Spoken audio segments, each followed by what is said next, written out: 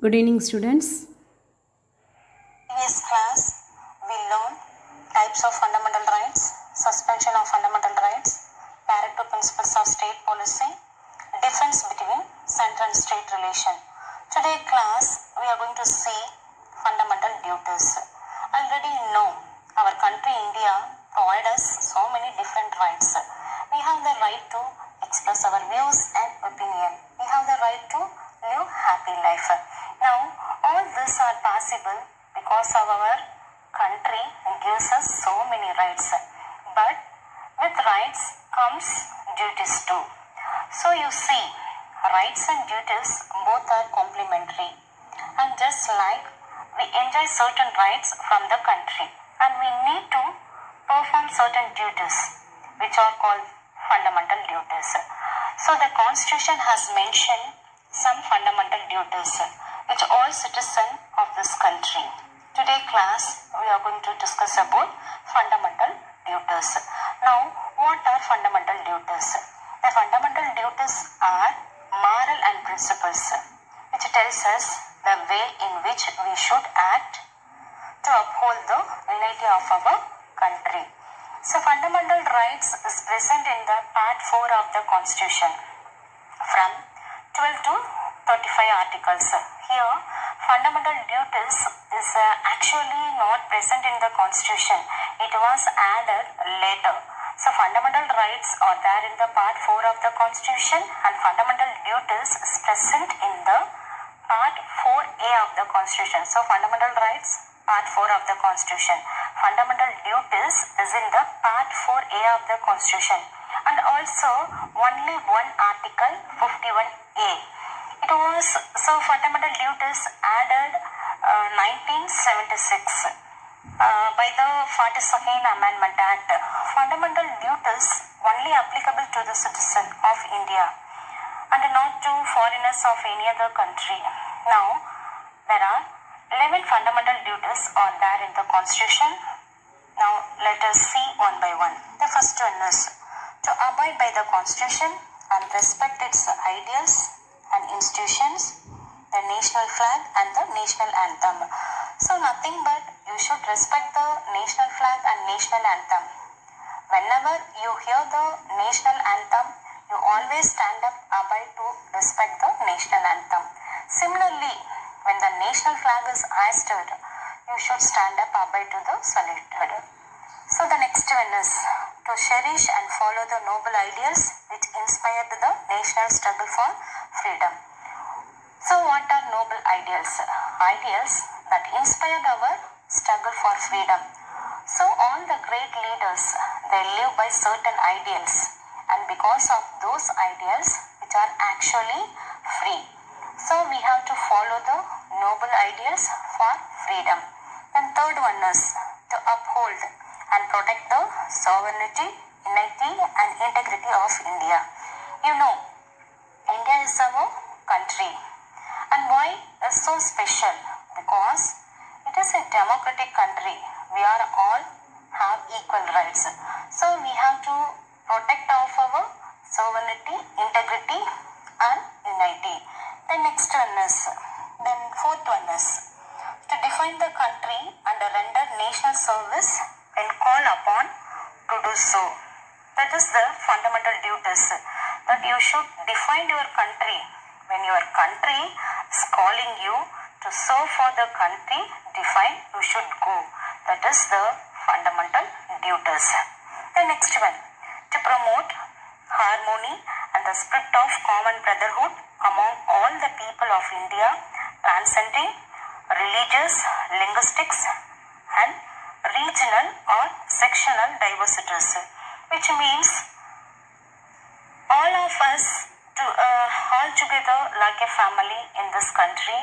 We may have different belief or we may have to follow different religions, but we are all Indians and it is our responsibility to promote harmony and belief. The next one, to value and preserve the rich heritage of our composite culture. India has many different culture because India is a unity and diversity in the country.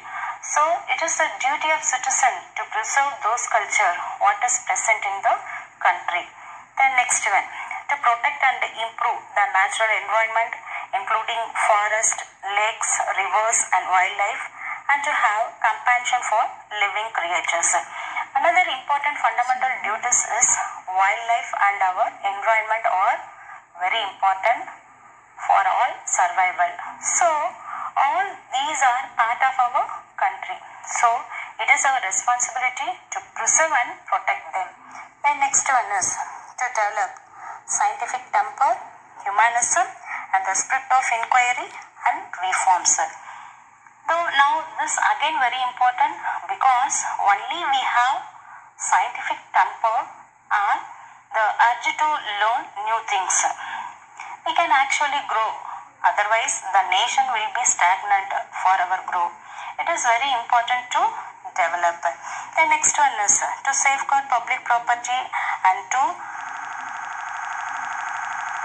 abridge violence, to strive towards excellence in all spheres of individuals and collective activity so that nation constantly rises to higher level of endeavor and achievements.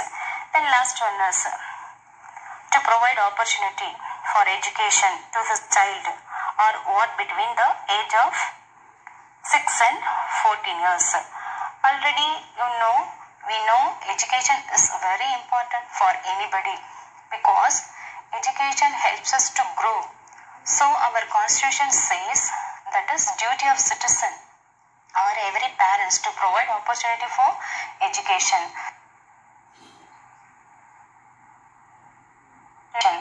So that only government gives free and compulsory education up to the age of 14 years. Then next come to central and state relation. Central state, India is a federal country. The meaning. Federal means powers divided between central and states or separation of power between central and state. The central state relations can be divided into three: legislative relation, administrative relation, financial relation. First one is legislative relation. What is legislative relation? Legislative relation means legislature. Legislatures means making of law that we all know.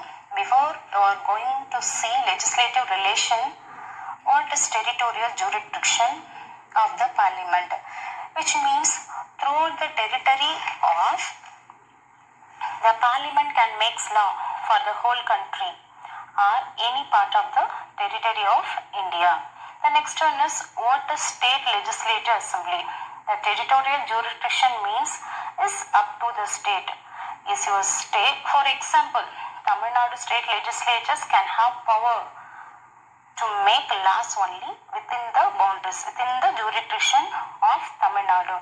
Like that, every state jurisdiction is restricted to its boundaries. Then list. There are three important lists in the legislative relation. One is known as the union list, next one is state list, then last one is concurrent list. This list will be similar for all the relation, for legislative relation, administrative relation, financial relation. The subject or items. In union list, there are 97 items included in the union list are national importance, foreign affairs, railways, post and telegrams, currency, coin, etc. State list consists of 66 subjects upon which the state list are empowered to make laws, law and order, public health, agriculture, etc. Then next one is concurrent list. Both the central and state are allowed to make laws over the subject included in the concurrent list. But in the case of conflict between the law of the states and the union on a subject in the concurrent list, the law of parliament prevailed. The next one is administrative relation. which means executive power. Administrative means executive power. Administrative relation is basically executive relation or executive power. In normal condition, the state government enjoy absolute power over the administrative matters within their jurisdiction. However, the central government exercises control over the administration affairs of the state under certain condition. The next one is financial relation. The Constitution of India also distributes the financial power between the centre and the state. Taxes like income tax are levied and collected by the central government. So income tax are collected by the government. But proceeds of this tax are shared among the centre and the states. The central government may subject it to the law of parliament provide loans to the states. The next, official languages. Official languages, part 17 in the Constitution and deals Article 343 to 351. So official languages is in the part 17th of the Constitution. So official languages, 343 to 351. So Hindi, Hindi is the national languages of India. So Hindi is taken from the Devanagari script. English is the second language or linked languages of India. At present, totally 22 official languages of India. Then next one is emergency provinces. National emergency. First one is national emergency. National emergency. President of India can declare the national emergency in the case of war, external aggression or armed rebellions. The national emergency is declared on the grounds of war or external aggression. It is called the external emergency. National emergency was first declared in India. So, 3 times declared national emergency in India. The first time was declared in 1962 during the Chinese aggression. The second time national emergency declared 1971 war against the Pakistan. The third time emergency was declared in 1975 due to the internal disturbance. The next one is state emergency. Article 355 duty is imposed on the center to ensure that the government of every state was carried accordance with the provisions of constitution. Accordingly, if there is a failure of the constitution machineries in a state, center can take over the state government. This is known as state emergency or president rule. President rule was first imposed in Punjab 1951.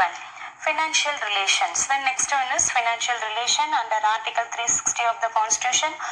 But financial relation was never been imposed. Unlike other emergency provisions like national emergency under Article 352, which was declared for how many times? 3 times is declared, but financial emergency still not imposed.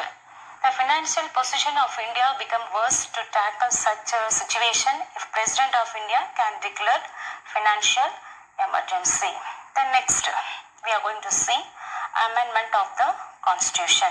Amendment means changes in the Constitution is called as the amendment, or edited in the Constitution is called as the amendment. Usually this term is associated with one or more changes made in the Constitution of a country. Article 368 of the Constitution, Part 20, deals with the powers of the Parliament, Constitution and its procedures. The next one, what is the procedure of the amendment? What is the procedure to change the amendment? What are the procedure? An amendment of the Constitution can be initiated only by introduced of a bill in either houses, the houses, okay, Rajya Sabha and Lok Sabha, either houses of the Parliament. The bill must then be passed in each houses by a majority of the total membership of that houses and by majority of not less than 2 third of the members of that houses present and voting. So the constitution amendment can be brought about only by the parliament. State legislatures cannot be initiated for an amendment to the constitution. The next one, types of amendment. First one is amendment by simple majority of the parliament, which means a number of constitution can be amended by a simple majority of the two houses of parliament.